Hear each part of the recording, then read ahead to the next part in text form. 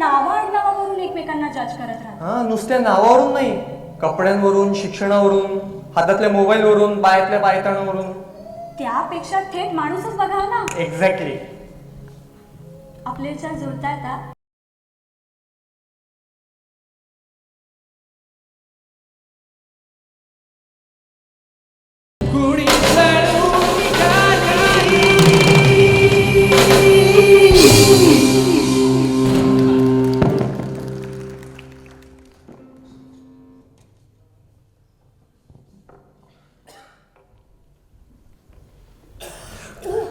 Sorry sorry sorry. Excuse me,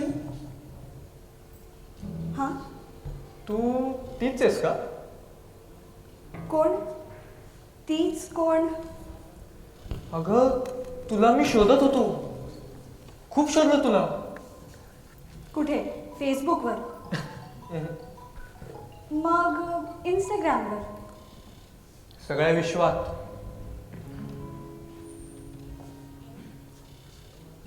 मी पण कुणाला तरी शोधत होते. हो का? ही मला पण बघून हसा. बर मग तो तूच आहेस का कळत नाहीये. थोडा वेळ घे, कळेल. चालेल, चल मग काय. ए, एक मिनिट. थोडा वेळ इथंच घेतला तर बरं होईल. का? म्हणजे मला तुझं नाव माहित नाही, गाव माहित नाही, परत कुठे शोधत येऊ?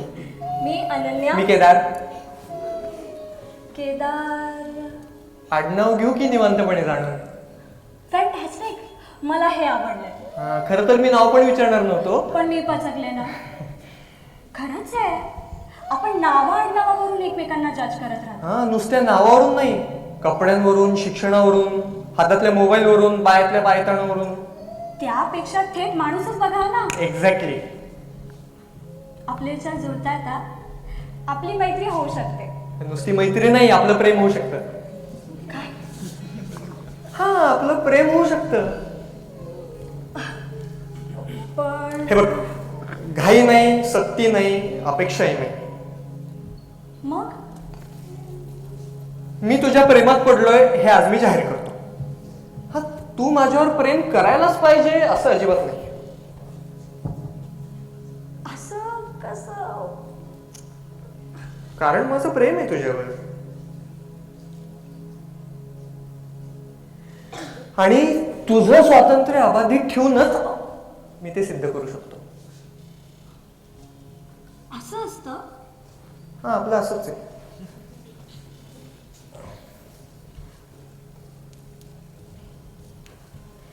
माझं ना काहीच डोकं चालत नाहीये. आपण नंतर भेटूया का? हो, चालेल. कधी? कुठे? ते नको ठरवायला. असंच ऍक्सिडेंट झाला की भेटू. पण बर, ठीक आहे.